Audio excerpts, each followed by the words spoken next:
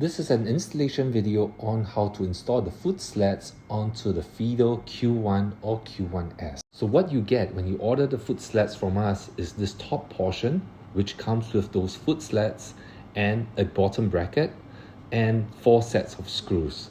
Okay, essentially all you need are 4 sets of screws to actually tie the bracket down to the foot sled. The bracket is made of steel, it's extremely heavy, but because it goes on the bottom carriage of the Fiido scooter, it needs to be really rugged. Okay, so that bottom bracket is secured by 2 screws on each side, and this is how you secure the screws. They are holes that are pre-drilled into the bottom bracket, which then you can slot the screws into. Like, simply tighten up those 4 screws and you are good to go. You can test it out by just jumping and hopping on it to make sure that everything is secure.